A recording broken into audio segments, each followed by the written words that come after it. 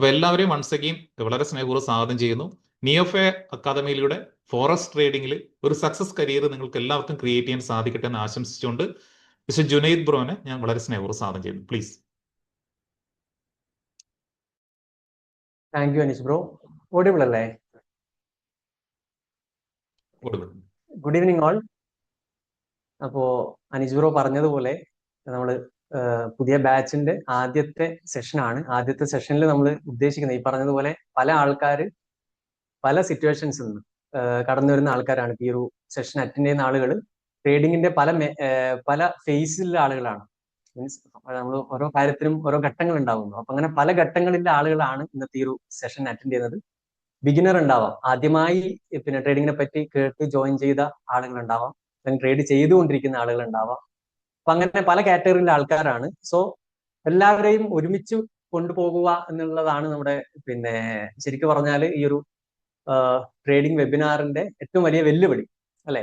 പല തരത്തിലുള്ള ആളുകൾ, ഇപ്പം കുറച്ച് അറിയുന്ന ആളുകളാണെങ്കിൽ, മീൻസ് ട്രേഡ് ചെയ്തുകൊണ്ടിരിക്കുന്ന ആളുകളാണെങ്കിൽ നമ്മൾ ബേസിക് ആയിട്ടുള്ള കാര്യങ്ങൾ പറയുമ്പോൾ അവർക്കത് ചിലപ്പോൾ ബോറടിക്കാൻ സാധ്യതയുണ്ട്. ഇനി അതല്ല പുതിയൊരാളാണെങ്കിൽ നമ്മൾ അഡ്വാൻസ്ഡ് ആയിട്ടുള്ള കുറച്ചും കൂടി എന്താ പറയാ സ്റ്റാർട്ടിങ് മുതലേ കുറച്ച് ട്രേഡിങ്ങിന്റെ ഫൗണ്ടേഷൻ അല്ലാതെ കുറച്ച് അധികം കാര്യങ്ങൾ സംസാരിക്കുന്ന സമയത്ത് അവർക്കത് ക്യാച്ച് ചെയ്യാൻ ബുദ്ധിമുട്ടുണ്ടാവാൻ സാധ്യതയുണ്ട്.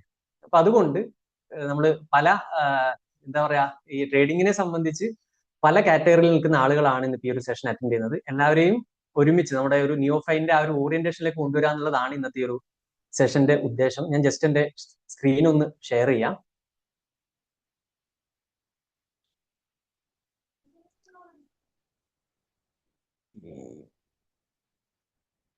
സ്ക്രീൻ കാണുന്നുണ്ടല്ലോ അല്ലെ? ഓക്കെ. അപ്പോ ഇന്നത്തെ സെഷൻ എന്ന് പറയുന്നത്, ശരി, ഞാൻ എന്റെ പേര് കൊടുത്തിട്ടുള്ളത് തന്നെ welcome to the reality check ആണ്. അതായത് റിയാലിറ്റി, ട്രേഡിങ്ങുമായി ബന്ധപ്പെട്ടുള്ള കുറച്ച് റിയാലിറ്റി ഡിസ്കസ് ചെയ്യാൻ, എല്ലാവർക്കും ഒരേ ലെവലിൽ കാര്യങ്ങൾ മനസ്സിലാവുന്ന രീതിയിൽ ഇതിന്റെ എന്താ പറയാ നമ്മൾ ഇനി അങ്ങോട്ടുള്ള ക്ലാസ്സുകൾ ഡിസൈൻ ചെയ്യാന്നുള്ള ഉദ്ദേശത്തിലാണ് ഞാൻ ഈ ഒരു സെഷൻ, അല്ലെങ്കിൽ ഇന്നത്തെ ഈ ഒരു സെഷൻ കൊണ്ട് പ്ലാൻ ചെയ്തിട്ടുള്ളത്.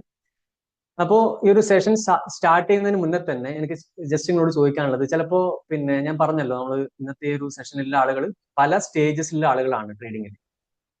അപ്പോ ട്രേഡിങ്ങുമായി ബന്ധപ്പെട്ട് അല്ലെങ്കിൽ ട്രേഡിങ്ങിൽ എന്തെങ്കിലുമൊക്കെ ചെയ്യുന്ന ആളുകളാണെങ്കിൽ, അല്ലെങ്കിൽ ലൈവ് അക്കൗണ്ടിൽ ട്രേഡ് ചെയ്യുന്ന ആളുകൾ ഇന്നത്തെ ഒരു സെഷനിൽ അറ്റൻഡ് ചെയ്യുന്നുണ്ടാവും മേ ബി അല്ലെ. ലൈവ് അക്കൗണ്ട് വെച്ച് ഓൾറെഡി ട്രേഡിങ് സ്റ്റാർട്ട് ചെയ്ത ആൾക്കാരുണ്ടാവും. അപ്പോൾ അവരോടുള്ള ഒരു റിക്വസ്റ്റ് എന്ന് വെച്ച് കഴിഞ്ഞാൽ, നിയോഫൈന്റെ റിക്വസ്റ്റ് എന്ന് വെച്ച് കഴിഞ്ഞാൽ, ഇപ്പൊ നിങ്ങൾ നിലവിൽ ലൈവ് അക്കൗണ്ട് വെച്ച് ട്രേഡ് ചെയ്യുന്നുണ്ടെങ്കിൽ ജസ്റ്റ് അതൊന്ന് സ്റ്റോപ്പ് ചെയ്യാം. നമ്മൾ ഈ ഒരു കോഴ്സിന്റെ ഡ്യൂറേഷൻ എന്ന് പറയുന്നത് 3 months ആണ്. അപ്പൊ ആ ഒരു 3 months ആവുന്നത് വരെ നിങ്ങൾ തൽക്കാലം ആ ലൈവ് അക്കൗണ്ടിൽ ട്രേഡ് ചെയ്യുന്നത് സ്റ്റോപ്പ് ചെയ്യാം. അതാണ് ഒന്നാമത്തെ റിക്വസ്റ്റ്.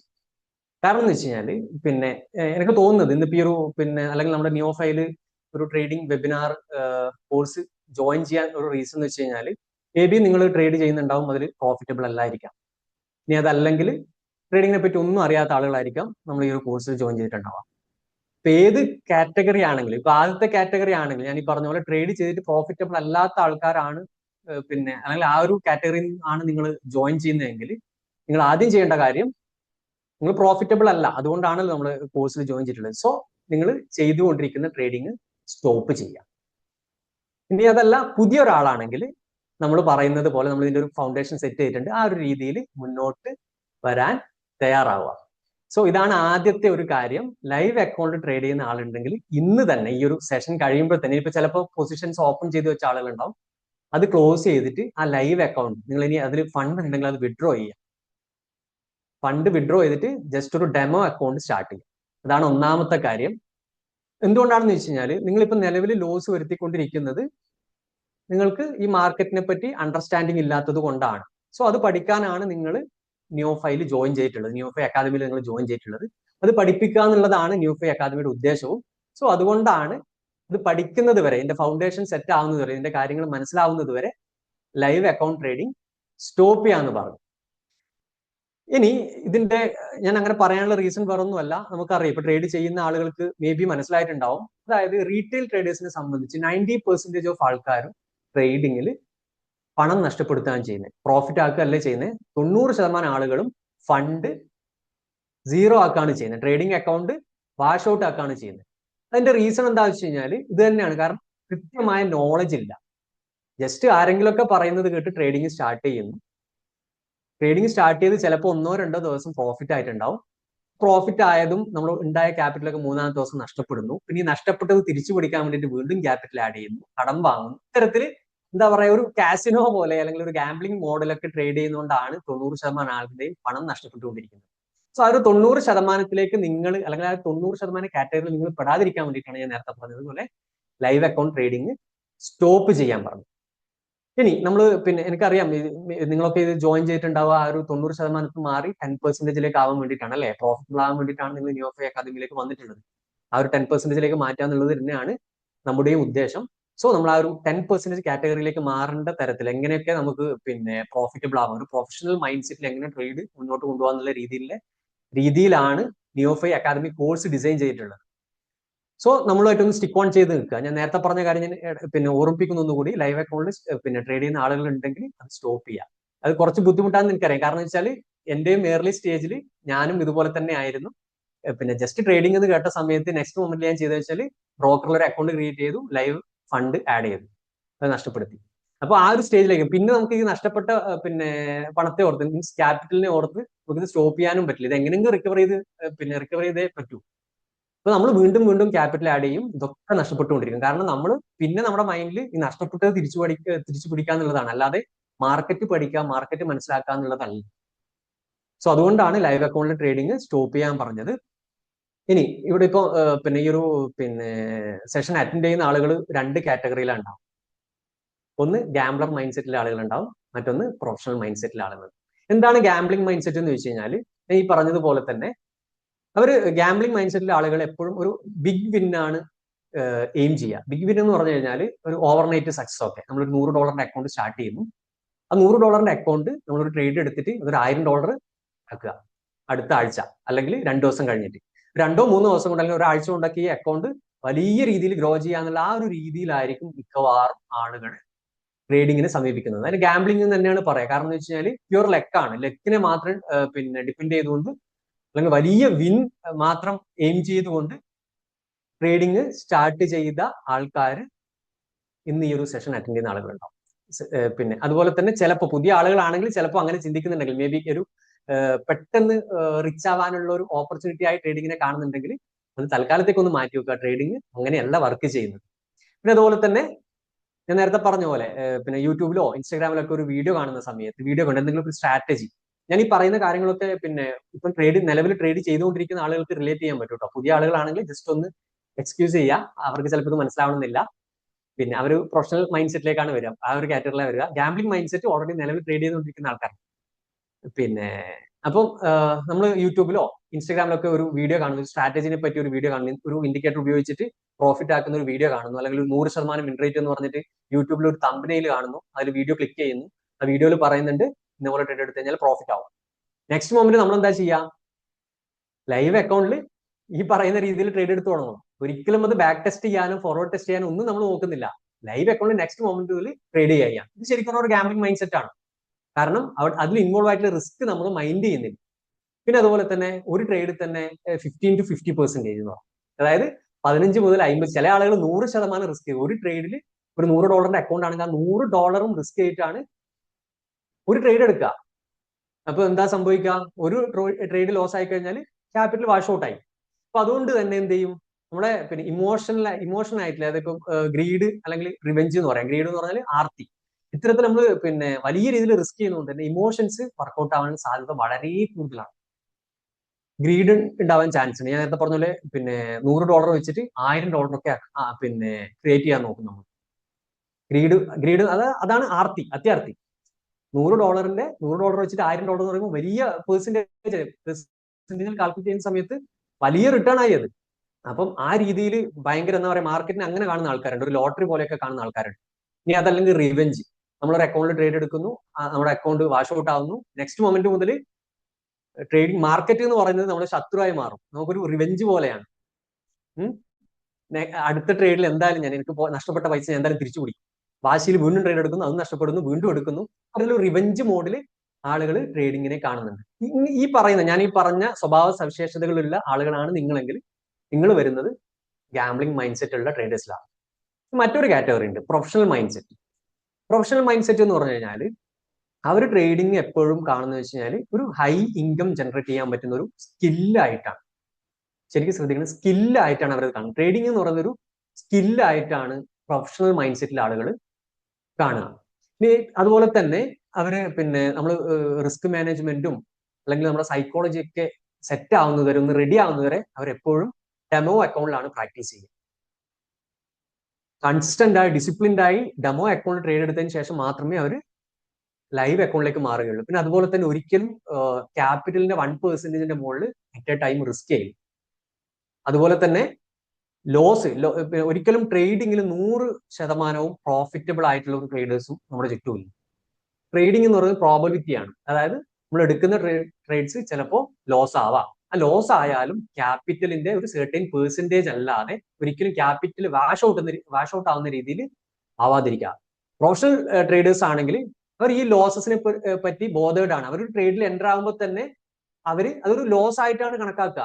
ഓൾറെഡി നമ്മളത് ആക്സെപ്റ്റ് ചെയ്ത് കഴിഞ്ഞാൽ പിന്നെ നമുക്ക് ഇമോഷൻസ് വർക്കൗട്ട് ആയില്ല. നേരെ മറിച്ച് ഇത് ഒരിക്കലും ലോസ് ആവാൻ പാടില്ല എന്ന് വിചാരിച്ച് നമ്മൾ ട്രേഡ് എടുക്കുന്ന സമയത്താണ് നമുക്ക് ഇമോഷൻസ് വർക്കൗട്ട് ആവുക. പ്രൊഫഷണൽ മൈൻഡ് സെറ്റിലെ ആളുകൾ ഈ ലോസ് എന്ന് പറയുന്നത് നമ്മൾ ഏതൊരു ബിസിനസ്സിലും ഒരു എന്താ പറയാ, നമുക്കൊരു ഓപ്പറേഷണൽ കോസ്റ്റ് വരുമല്ലോ. അതുപോലെ വരുന്ന ലോസസിന്, ട്രേഡിംഗിൽ വരുന്ന ലോസസിന് ഒരു ഓപ്പറേഷണൽ കോസ്റ്റ് ആയിട്ട് കാണുക. അത്രമാത്രം കണ്ടുകൊണ്ട് അങ്ങനെ ട്രീറ്റ് ചെയ്തുകൊണ്ട് അവർ ട്രേഡ് എടുക്കുന്ന ആളുകളാണ് പ്രൊഫഷണൽ മൈൻഡ് സെറ്റിലെ ആളുകൾ. അപ്പോൾ ഇന്നിപ്പോ ഈ ഞാൻ പറഞ്ഞില്ലേ, നമ്മൾ സാധാരണ ഇത്തരത്തിൽ 2 മൈൻഡ് സെറ്റിലാണ് ആളുകൾ ഉണ്ടാവുക. ഇപ്പൊ എന്താണ് സംഭവിക്കുന്നത് വെച്ചാൽ ഗാംബ്ലർ മൈൻഡ് സെറ്റിലുള്ള ആളുകൾക്ക് അവിടുന്ന് വേറൊരു കാറ്റഗറിയായി മാറും. അതായത് ഗാംബ്ലർ മൈൻഡ് സെറ്റിലെ ആളുകൾ ഈ പറയുന്ന പോലെ പലതരത്തിൽ റിവെഞ്ച് ട്രേഡും അല്ലെങ്കിൽ എന്താ പറയാ ഓവർ ട്രേഡ് ഒക്കെ ചെയ്തിട്ട് കുറെ പണമൊക്കെ നഷ്ടപ്പെടുത്തി അവസാനം അവരൊരു തീരുമാനത്തിലെത്തും, ട്രേഡിങ് നമുക്ക് പറ്റിയ പരിപാടിയല്ല, ട്രേഡിംഗ് ആർക്കും പറ്റില്ല, ട്രേഡിംഗ് എന്ന് പറയുന്നത് സ്കാമാന്ന് പറഞ്ഞിട്ട് അവർ ട്രേഡിംഗ് നിന്ന് എക്സിറ്റ് ആവും അല്ലെങ്കിൽ ഒരു ക്വിറ്റ് ചെയ്യും. മറ്റൊരു കാറ്റഗറി ഉണ്ട്, ഇത്തരത്തിൽ തനിക്ക് പറ്റിയ അബദ്ധങ്ങൾ മനസ്സിലാക്കി അവര് ട്രേഡിംഗ് എന്ന് പറയുന്നത് നേരത്തെ പറഞ്ഞ പ്രൊഫഷണൽ മൈൻഡ് സെറ്റിലെ ആളുകൾ ചിന്തിക്കുന്നത് പോലെ അവർ ചിന്തിച്ചു പോകുന്നു. ഇതൊരു സ്കിൽ ബേസ്ഡ് ആയിട്ടുള്ള ഒരു കരിയർ ആണ്. കൃത്യമായി കാര്യങ്ങൾ പഠിച്ച് ട്രേഡ് ചെയ്താൽ മാത്രമേ നമുക്ക് പ്രോഫിറ്റ് ആവും. റിസ്ക് മാനേജ്മെന്റ് ഇതിന്റെ ഏറ്റവും കോർ ആയിട്ടുള്ള ഒരു സംഭവമാണെന്നൊക്കെ മനസ്സിലാക്കി അവർ ഗാംബ്ലിംഗ് മൈൻഡ് സെറ്റ് എന്ന് പ്രൊഫഷണൽ മൈൻഡ് സെറ്റിലേക്ക് മാറും. അങ്ങനെ മാറുന്ന ആളുകളാണ് ട്രേഡിങ്ങിൽ കരിയർ ബിൽഡ് ചെയ്ത് ഒരു ലോങ് ടേമിൽ സക്സസ് ഉണ്ടാക്കുക. അപ്പോൾ പുതിയതായി ഇന്ന് ജോയിൻ ചെയ്ത ആളുകൾ അല്ലെങ്കിൽ ട്രേഡിംഗ് ഇതുവരെ ചെയ്യാത്ത ആളുകൾ സത്യം പറഞ്ഞാൽ ഈ ഒരു പ്രൊഫഷണൽ മൈൻഡ് സെറ്റിലെ ആളുകളായിട്ടാണ് നമുക്ക് കാറ്റഗറൈസ് ചെയ്യുന്നത്. അവർ ഈ പറയുന്ന പോലെ ഗാംബ്ലിംഗ് മൈൻഡ് സെറ്റിലേക്ക് പോയിട്ടില്ല, അവർ ഫ്രഷ് ആയിട്ട് ഇതിന്റെ കാര്യങ്ങൾ പഠിക്കാൻ വേണ്ടിയിട്ടാണ് വന്നിട്ടുള്ളത്.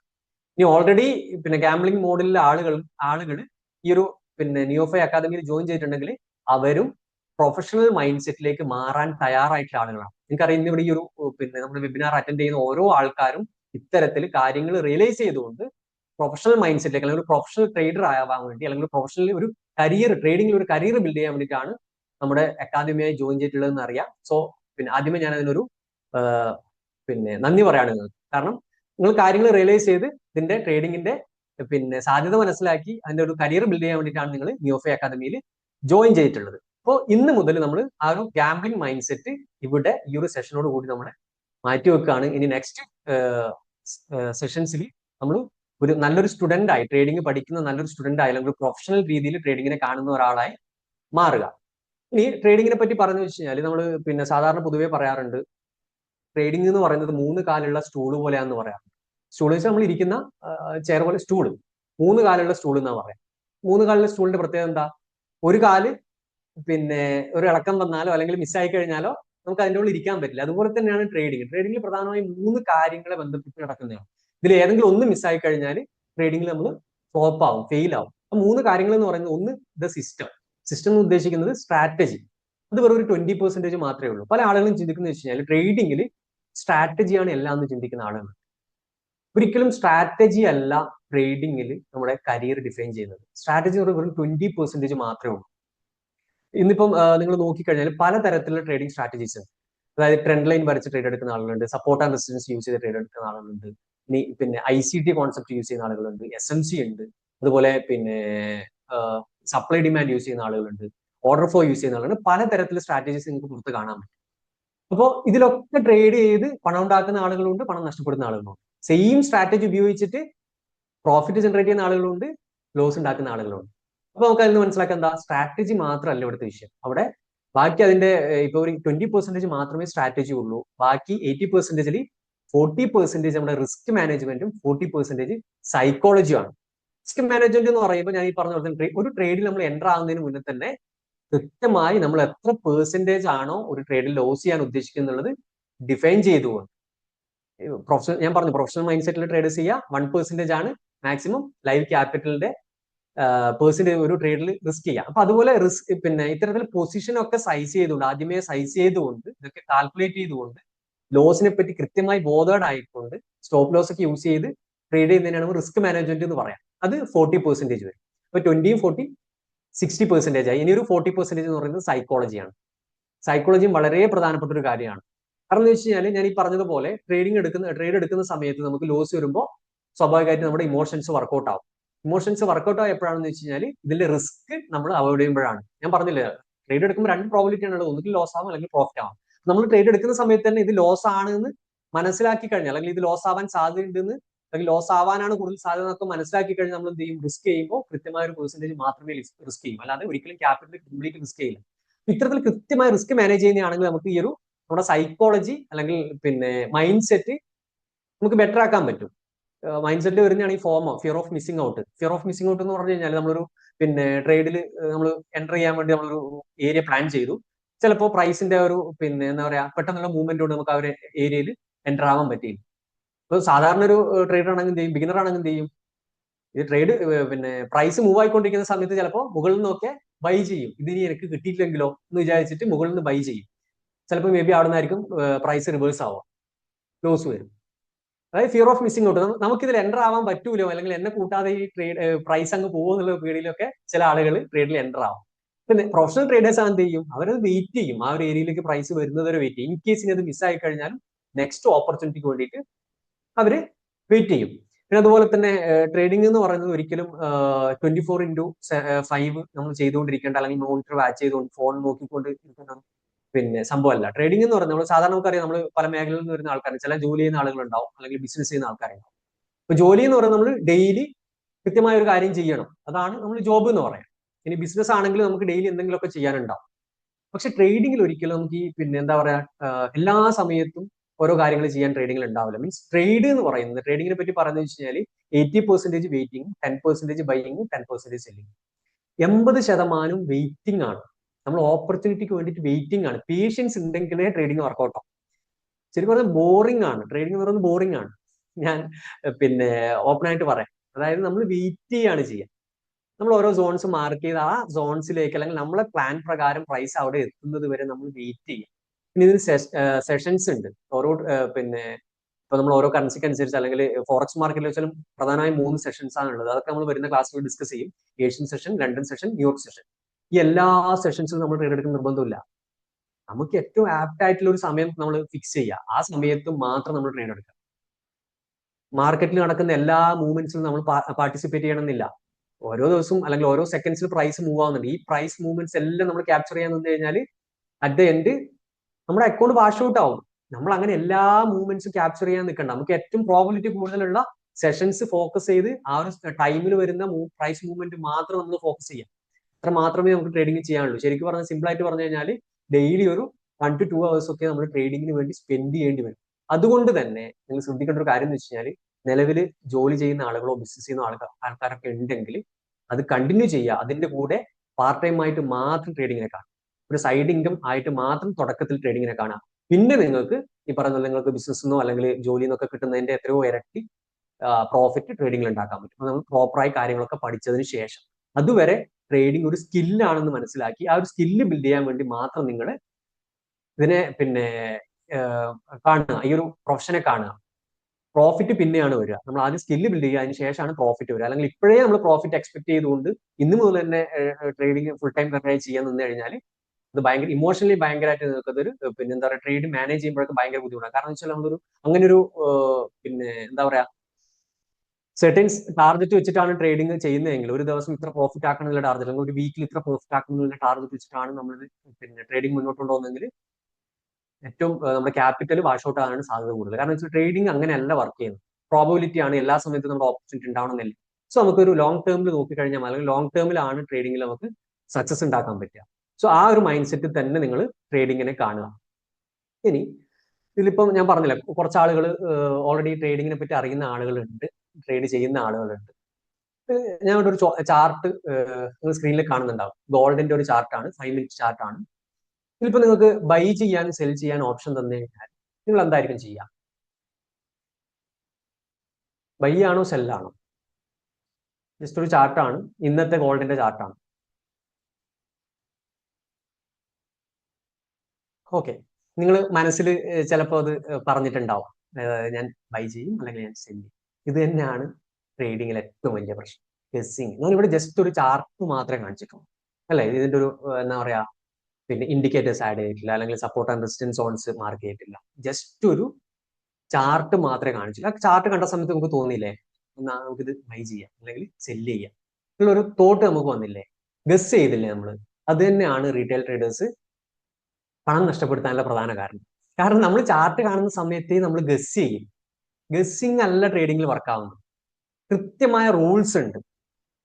ഈ റൂൾസ് ഉണ്ട്, ചെക്ക് ലിസ്റ്റ് ഉണ്ട്. ഈ ചെക്ക് നമ്മൾ പിന്നെ നിയോഫൈ അക്കാദമി ഉദ്ദേശിക്കുന്നത് ഈ പറഞ്ഞ ഗസ് ചെയ്യുന്ന ഒരു ട്രേഡറെ ബിൽഡ് ചെയ്യാനല്ല.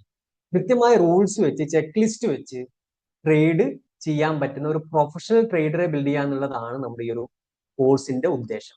സോ നമ്മളൊരു പിന്നെ ഈ കോഴ്സിന്റെ ഒരു സെക്കൻഡ് മന്ത് ഒക്കെ കഴിയുമ്പോഴത്തേക്ക് നിങ്ങൾക്ക് ഇങ്ങനെ ഒരു ചാർട്ട് കിട്ടിക്കഴിഞ്ഞാൽ നിങ്ങൾ കൃത്യമായിട്ട് കാര്യങ്ങൾ അനലൈസ് ചെയ്തിട്ട് എന്ത് ചെയ്യണം എന്നുള്ള ഒരു ഡിസിഷൻ നിങ്ങൾക്ക് എത്താൻ പറ്റും. അതാണ് നമ്മൾ ഈ കോഴ്സ് കൊണ്ട് ഉദ്ദേശിക്കുന്നത്. അല്ലാതെ ഒരിക്കലും ഗസ് ചെയ്തിട്ട് ട്രേഡ് ചെയ്യാൻ വേണ്ടിയിട്ടല്ല. നിങ്ങളിപ്പം ട്രേഡ് ചെയ്യുന്ന ആളുകൾക്ക് പിന്നെ ക്യാപിറ്റൽ നഷ്ടപ്പെട്ടിട്ടുണ്ടെങ്കിൽ അതിന്റെ റീസൺ ഈ ഗസ്സിങ് തന്നെ ആയിരിക്കും. റീറ്റെയിൽ ട്രേഡേഴ്സ് കൂടുതലും പണം നഷ്ടപ്പെടുന്നത് ഗസ്സിങ് കൊണ്ടാണ്. ഒരു ഗട്ട് ഫീലിംഗ് ആണ് നമുക്ക് ചാർട്ട് കാണുമ്പോൾ, ഇത് മുകളിലേക്ക് പോകാൻ സാധ്യതയുണ്ട് അല്ലെങ്കിൽ ഇത് താഴോട്ട് പോകാൻ സാധ്യതയുണ്ട്. ആ ഒരു ഗട്ട് ഫീലിംഗിലാണ് നമ്മൾ ട്രേഡ് എടുക്കുക. അല്ലാതെ മാർക്കറ്റിന്റെ സെന്റിമെന്റ്സ് അനുസരിച്ചിട്ടോ മാർക്കറ്റ് ട്രെൻഡ് അനുസരിച്ചിട്ടോ ഒന്നുമല്ല. സോ ഗസ്സിങ് നിർത്തുക. ഗസ്സിങ് നിർത്തിയാൽ തന്നെ നമുക്ക് ക്യാപിറ്റൽ കുറെയൊക്കെ പ്രൊട്ടക്ട് ചെയ്യാം.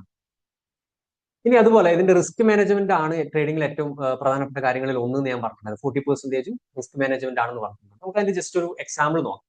അതായത് $1000 ഉള്ള 2 ട്രേഡേഴ്സ്. അതിൽ ഒരു ട്രേഡർ ഓരോ ട്രേഡിലും ക്യാപിറ്റലിന്റെ 20% റിസ്ക് ചെയ്യുന്നു, മറ്റേ ട്രേഡർ വെറും 1% റിസ്ക് ചെയ്യും.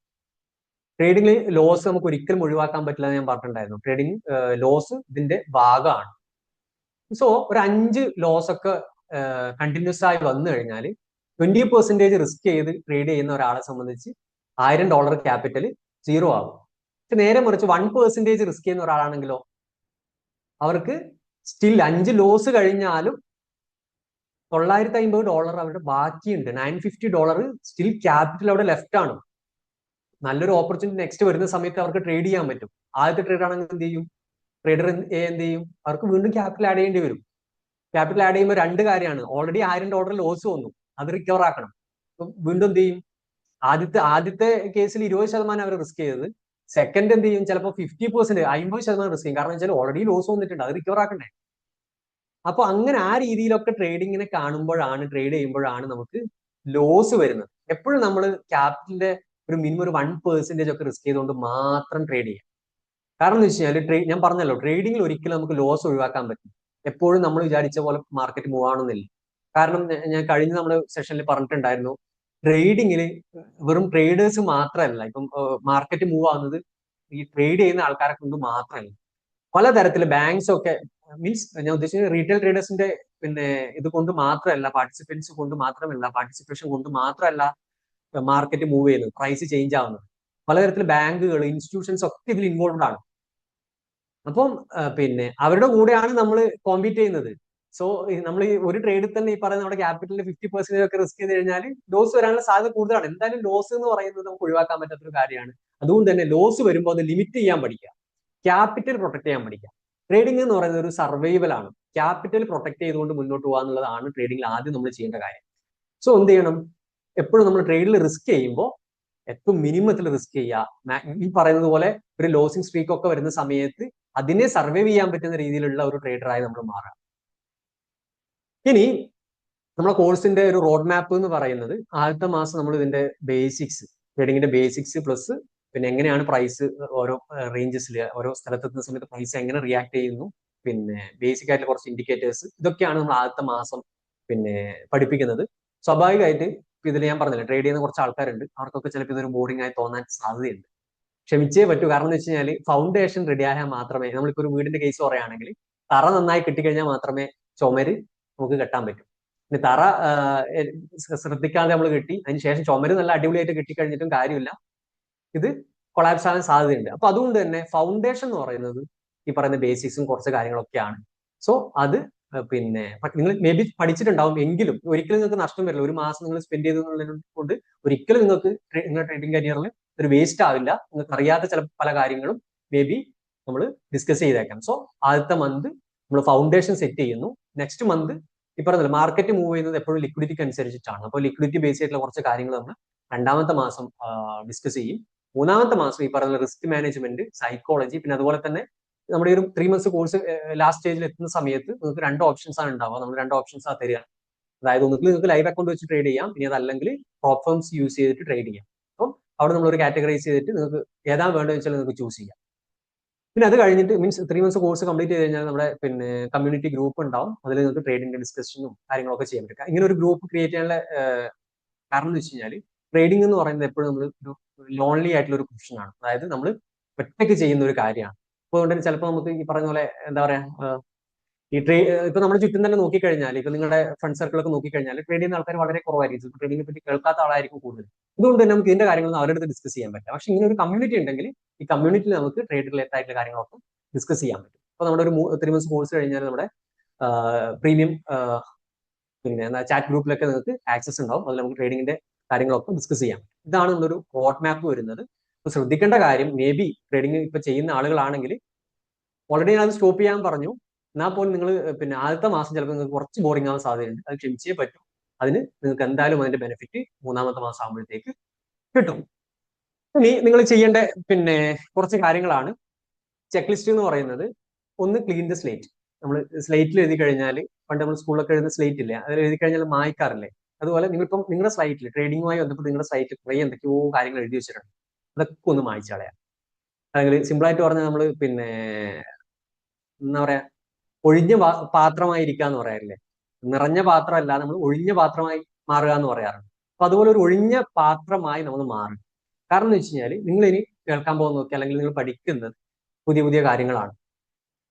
അപ്പോൾ ഓൾറെഡി നിങ്ങൾ പഠിച്ച കാര്യങ്ങളോ അല്ലെങ്കിൽ നിങ്ങൾ ഇപ്പോൾ ട്രേഡ് ചെയ്യുന്ന ട്രേഡിംഗ് സ്റ്റൈലോ ഒക്കെ വെച്ച് ഇതിനെ ഇന്റർപ്രറ്റ് ചെയ്യാൻ നിന്ന് കഴിഞ്ഞാൽ ചിലപ്പോൾ ഡിഫിക്കൽട്ട് ആവും. അതുകൊണ്ട് നിങ്ങൾ പഠിച്ച കാര്യങ്ങൾ എല്ലാം മറക്കുക, അൺലേൺ ചെയ്യുക. ലേണിങ്ങിന് മുന്നേ അൺലേൺ ചെയ്യുക. പിന്നെ എന്തെങ്കിലും ഇൻഡിക്കേറ്റേഴ്സ് ഒക്കെ നിങ്ങൾ ട്രേഡിംഗ് ആയിട്ട് നിലവിൽ യൂസ് ചെയ്യുന്നുണ്ടെങ്കിൽ അതൊക്കെ ചാർട്ടിൽ നിന്ന് റിമൂവ് ചെയ്യുക. പിന്നെ അതുപോലെ തന്നെ മേ ബി നിങ്ങൾ ചിലപ്പോൾ സിഗ്നൽ ഗ്രൂപ്പിലൊക്കെ ആഡ് ആയിട്ടുണ്ടാവും. പല സിഗ്നൽസ് കിട്ടുന്ന ട്രേഡിംഗ് ഗ്രൂപ്പുകൾ നിങ്ങൾ ആഡ് ആയിട്ടുണ്ടാവും. അതിൽ നിന്നൊക്കെ എക്സിറ്റ് ചെയ്യുക.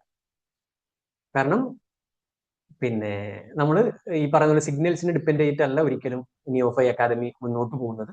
സെൽഫ് സഫിഷ്യന്റ് ആയിട്ടുള്ള ട്രേഡേഴ്സിനെ ബിൽഡ് ചെയ്യുക എന്നുള്ളതാണ് നമ്മുടെ 1ാമത്തെ മോട്ടീവ് എന്ന് പറയുന്നത്. സോ നിങ്ങൾ ഇത്തരത്തിലുള്ള കാര്യങ്ങൾ, അതായത് സ്ലൈറ്റ് ഇന്ന് തന്നെ ക്ലീൻ ചെയ്യുക. ഒരു പുതിയ സ്റ്റുഡന്റ് ആയി 1ാമത്തെ സെഷൻ മുതൽ നിങ്ങൾ ഇരിക്കുക. രണ്ടാമത് ചെയ്യേണ്ടത് വെച്ച് കഴിഞ്ഞാൽ ട്രേഡിംഗ് വ്യൂ ഇൻസ്റ്റാൾ ചെയ്യുക. മേ ബി നിങ്ങളൊക്കെ പിന്നെ MT5 ട്രേഡ് ചെയ്യുന്നുണ്ട്.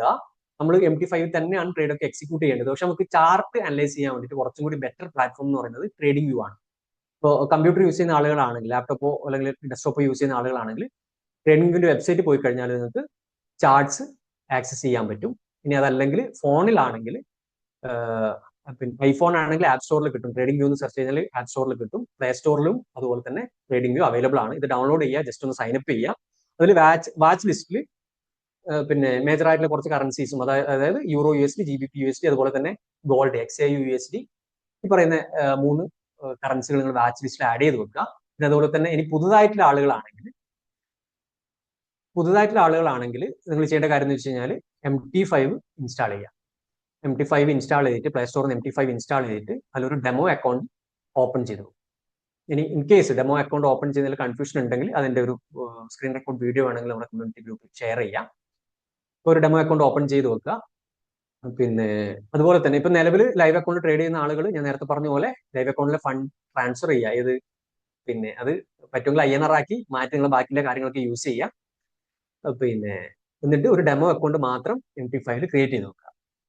പിന്നെ ഇനി ചെയ്യേണ്ടത് വെച്ച് കഴിഞ്ഞാൽ ഞാൻ പറഞ്ഞതുപോലെ അത് നമുക്ക് ഇനി വരുന്ന സെഷൻസിൽ ഡിസ്കസ് ചെയ്യാം. സെഷൻ ബേസ് ചെയ്തുകൊണ്ട് മീൻസ് ഞാൻ പറഞ്ഞല്ലോ നമ്മൾ 24 മണിക്കൂറും ചാർട്ട് നോക്കേണ്ട ആവശ്യമില്ല. അപ്പൊ സെഷൻ ബേസ് ചെയ്തുകൊണ്ട് മാത്രം ട്രേഡ്സ് എടുക്കുന്നുള്ള അല്ലെങ്കിൽ ചാർട്ട് നോക്കുന്നുള്ള രീതിയിലേക്ക് നമുക്ക് മാറാം. സോ ഇത്രയാണ് ഇന്നത്തെ സെഷനിൽ പറയാനുള്ളത്. അപ്പൊ നിങ്ങളോട് എനിക്ക് ചോദിക്കാനുള്ളത്, നിങ്ങൾ ഇതിന് റെഡിയാണ്? ഞാൻ ഈ പറഞ്ഞ കണ്ടീഷൻസ് പാലിച്ചുകൊണ്ട് നമ്മൾ ഈ ഒരു കോഴ്സ് മുന്നോട്ട് കൊണ്ടുപോകാൻ 3 months കമ്മിറ്റ് ചെയ്യാൻ നിങ്ങൾ റെഡി ആണെങ്കിൽ ജസ്റ്റ് അനീജ് ബ്രോ ചാറ്റ് ബോക്സ് ഒന്ന് ഓപ്പൺ ചെയ്ത് തരാൻ പറ്റുമോ? നിങ്ങൾ ഓക്കെ ആണെങ്കിൽ ജസ്റ്റ് ഒന്ന് ഐ കമ്മിറ്റ് എന്ന് പറഞ്ഞിട്ട് ഒന്ന് ടൈപ്പ് ചെയ്തിട്ട്